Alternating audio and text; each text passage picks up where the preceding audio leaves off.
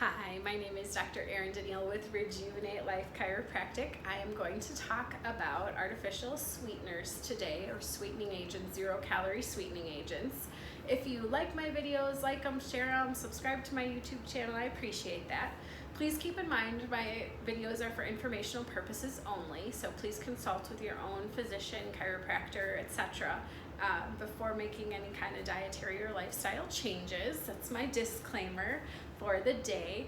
Now, zero calorie. A lot of people are trying to lose weight, so we need to understand, one, does a zero calorie item mean that we're going to have lower blood sugar, and are we going to have lower insulin? If our insulin levels are high even throughout the day, we hold on to stored fat. So we want low insulin so that we do not don't just keep burning off our sugars. We want to burn the fat. So a lot of the ketosis diets, this is very important. For intermittent fasting, this is very important as well. Now, the items on this side of the board are going to be more of the artificial sweeteners. The ones on the other side are going to be more of the natural-based sweeteners. So these are chemicals versus things we find in plants. Now, I want to talk about one definition. We call something a cephalic response. Just by seeing food, touching food, smelling food, getting food into our mouth before it's actually been digested or had any sugar, into the bloodstream, we will see an increase in insulin. Our body is going to get itself ready in order to start the digestive process. So when we have smell, as well as taste, those are very linked together as far as our special senses, and it will be linked to how we start proceeding forward. When we do things like chew gum, one thing to keep in mind is that this chewing may increase that insulin level. When we increase our insulin level, then we're not doing ourselves as much service with our intermittent fasting, so we could be essentially showing our body that we're eating instead of fasting. So gum chewing, be careful with that. Because of that, plus a lot of the sugar-free gums, we're going to have ingredients from this side. Keto-friendly gum may have xylitol or something else to sweeten it, but a lot of the traditional gums will have one of these or multiple of these ingredients in to sweeten the gum. Okay, so just by seeing, smelling, touching, tasting food, we can increase our insulin. All right, so aspartame. Aspartame has been big as far as news. Other names: Equal, NutraSweet, NutraTaste Blue. Does not increase blood sugar, does not increase insulin.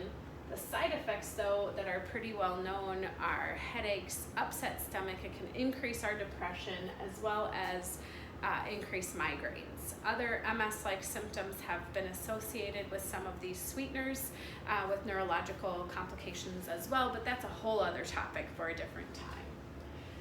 From cooking, we usually see aspartame in more of the drinks that are not heated because it is not stable in cooking. Saccharin, whether it's got an E at the end or not, I don't know. Different sources were telling me different things. Another one, sweeten little pink packets. Okay, does not increase the blood sugar. And a lot of this information I actually found from different sources, but one of the major ones was Dr. Adam Nally, Nally, from docmuscles.com. So kudos to docmuscles.com. Had a lot of great information. It does say in his article that saccharin will increase the insulin. Others say that it's a slight response, like that cephalic response we were talking about previously.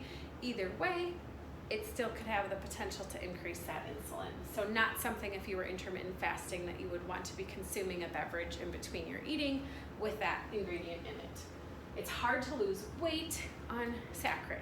So very hard to lose weight. If that is your goal, by reducing your calories and your sugar, probably not the best option if it's going to just have the reverse effect. It is unstable when heated, so again, you're not going to see that in a lot of foods that had to have been heated up. Sucralose. Sucralose is Splenda. Now, they changed the name, and this is the frustrating part, is that sucrose, which is sugar, okay, table sugar, is not sucralose with an A. Sucralose with an A is hidden in a lot of protein powders. So any of you real fitness buffs out there, check your labels. A lot of drinks that are recovery drinks and everything. I look at these things all the time. Sucralose, sucralose, sucralose, sucralose. It's always in there. So check it out. Another one that is similar to sucralose is cyclamate, and it's usually paired with saccharin. So you'll see a pairing of these things. Now, from the research that I've been doing, there's going to be pairings of different sweeteners because one might have a bitter taste and one has a little sweeter taste, or it changes the aftertaste. So there's things that combine, so those effects might also be different when you combine them together and take them than when it's just the individual product. 1 cup of sucralose would be like consuming the carbohydrate equivalent of 2 tablespoons of sugar. Most of the time you're only going to be cooking with different things between 1 and 2 cups, for a whole pan of brownies. Hopefully we're not eating a whole pan of brownies. By now we should have learned moderation. However, if you are, no judgments, there's always time to improve. So this will basically have, it is stable with cooking, so you can cook with sucralose, and 1/8 of the carbohydrates as sugar. So this is not a carb-free option for those of you doing the keto diet. We will also have an increase in insulin due to the cephalic response as a potential as well, again, so could increase that insulin level along with the blood sugar. Acylfame, if I'm saying this right, I can never do this one, acylfame potassium, or acylfame K, the K is for potassium. So ACE, K, Sunnet, Sweet One, Sweet and Safe, does not increase blood sugar. However, there is a 1-to-1 ratio between the ACE and the glucose for increasing insulin. So this one, acylfame K or acylfame potassium, will increase the same amount as glucose. So we are really spiking our insulin levels. Not an option for keto, not an option for intermittent fasting. It may limit weight loss, it can increase our triglycerides, and it can increase our bad cholesterol or LDL cholesterol. LDL cholesterol gets a really bad rap. In too high of levels, it's not good. There are some good components to cholesterol. Again, a different topic. Now, in one study with rats, the insulin spiked 114 to 210% in those rats. That's not saying that's necessarily what's going to happen in human populations. However, when you're consuming the ACE or the ACE-K, from an insulin standpoint, you're doing just as much damage on your body as if you had that same amount of glucose. Okay. So again, docmuscles.com is where a lot of this information came from. And I am going to flip this board around and we're going to talk about the other ones that a lot of people are consuming as a alternative to some of those artificial sweeteners. These are usually a plant-based sweetener, yet they still will have similar responses as some of the other ones. Okay, stevia. Another word for, you might see like Truvia or Truvia, however you pronounce it, does not increase blood sugar, does not increase insulin, and on a positive note for stevia, we'll have improved pancreatic insulin sensitivity. So our pancreas becomes more sensitive. So people who've got insulin resistance, stevia would be something that has the potential to improve that insulin sensitivity. So less resistance, make it more sensitive. So you'd be releasing the right amounts, potentially. Okay. Now, when cooking, it's usually combined with dextrose or maltodextrin, which increases the blood sugar. So it is possible, depending on what stevia is combined with, that it would actually increase the blood sugar. So in this case, side effect, good for stevia.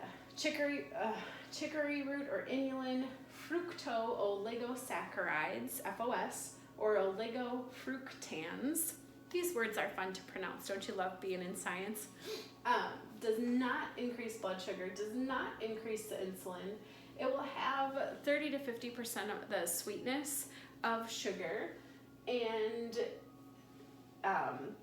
it's going to be broken down by the gut microbes. And this is one point that I want to make with this side of the board, is our health of our gut is important. If we have a disruption in our gut bacteria, or if we're trying to heal our gut, some of these options are not good, because if we don't have the correct amount of bacteria there, we've had a leaky gut, we're not going to be able to digest these things. These are, we need to digest this in our body. We need to have those good, healthy gut bacteria.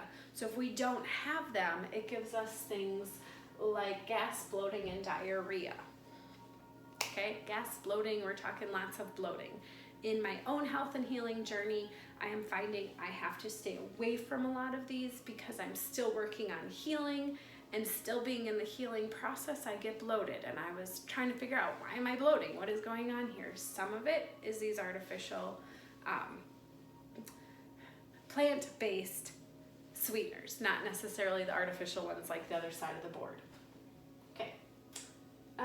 One option, they mix the chicory root with swerve, and so that's one of the name brands that a lot of people do like for baking. Now the sugar alcohols are the next category. This is anything that ends in the OL. Dr. Jerry Tennant, in his book Healing is Voltage, says to stay away from these. The more that I'm checking on my own body, the more I am staying away from these, or doing them in very small amounts, because I do get the gas and the bloating and all of that. So maltitol, sorbitol, mannitol, xylitol, erythritol, lactitol, hydrolyzed starch hydrolysates, HSA. Okay. In some individuals, more than others, we may increase blood sugar. And in some individuals, more than others, you can have half the insulin response of glucose. Okay, so whatever you would have for glucose is spiking insulin, it would be half of that. Okay, half of that. Now, maltitol and sorbitol will increase cholesterol as a side effect. Xylitol is another one that will do half of the response of glucose. So not all of the sugar alcohols will, but the maltitol, sorbitol, and xylitol will spike up your insulin levels half as much as glucose. Now the gas, bloating, and diarrhea, they're not absorbed well. Okay, so those are side effects. These specific ones our body doesn't always like. So this is a body-specific one. So again, testing on someone's own body to see how these things react could be good.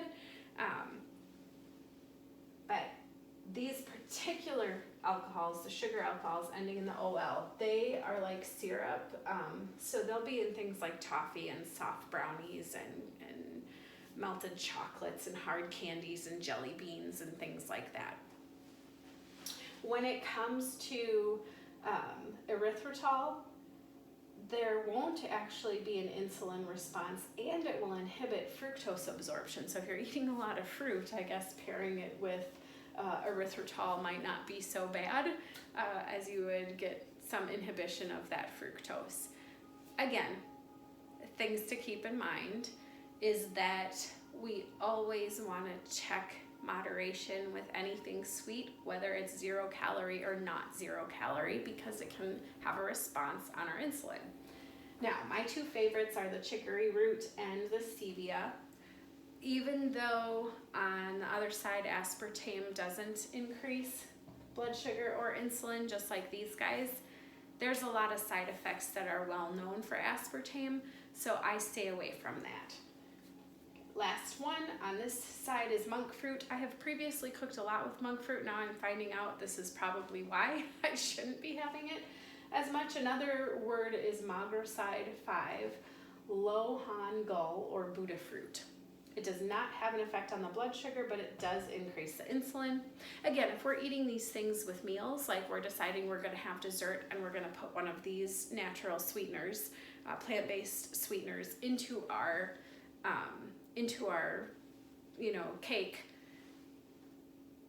if we are pairing that cake with other foods that are going to have a lower glycemic index or a lower insulin index, and then we're going to do intermittent fasting afterwards, maybe it's not so bad, right? We can afford that. If you're going to take it and say, I don't have to worry about it. I can eat this any time of the day because it doesn't have the calorie content. That's not correct. That would be not a good way to look at all of this. Now, monk fruit is easier to cook with. It's harder to maintain ketosis or intermittent fasting because of the spike in insulin. So, and a lot of times monk fruit will be a blend where it will have erythritol and monk fruit. So again, some of if you buy like at Costco, they have a monk fruit, but the monk fruit, if you look at the ingredients, also has the erythritol. Okay, so you have to pay attention to those things. Now I circled my favorites. Possible benefit up here of the stevia with increasing the insulin sensitivity instead of the resistance, which we like. But my warnings are that if you've got gut dysbiosis or you're having a fight between good bacteria and bad bacteria in your gut, these might not be a good option. Okay, it looks like stevia would be okay for a lot of people.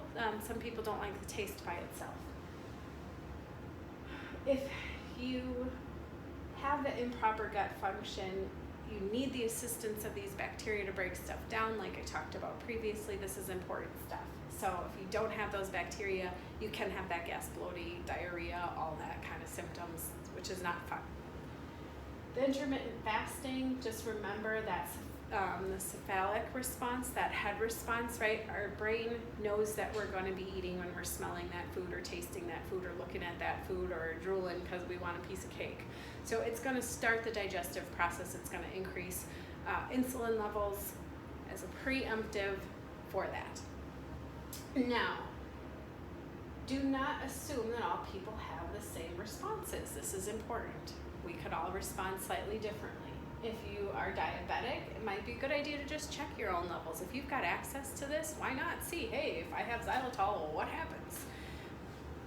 You got the testing equipment, unless especially if you have one of those monitors. Sipping drinks all day long. If you sip drinks all day and it's even no calorie, remember, not all of those drinks are going to be one and the same. A lot of them can have an increase in insulin, and some of them cause weight gain. A lot of times when we are consuming any kind of diet stuff, if we're doing it because we're thirsty, one, we should just be drinking more water. But two, it can make us hungry because then we start, right, this cephalic response. We're starting all that digestive process and now we're hungry. When it comes to all of these, health and benefits, just natural sweetening agents are important. However, eat more vegetables, right? There's a lot of things we can do in our diet that doesn't involve needing to make it sweet. Avoiding that sweet. Having the sweet in moderation is good. And drink more water. Just flat out drink more water. If things like coffee and tea don't have insulin response or a blood sugar response, those things are fine. They don't have that sweet flavor, but we're finding the more things that have that sweet flavor are going to then have the potential to increase the insulin level. So again, this was my overview of a lot of the common sweetening agents, 0 calorie, that people will find. If this was helpful, please like, subscribe to my YouTube channel, share, visit me at rejuvenatelifechiro.com. Check out your own chiropractor or a new chiropractor or your physician if you have more things that you want to learn about this. So always my disclaimer, for information purposes only. Again, I hope you all have a fantastic day.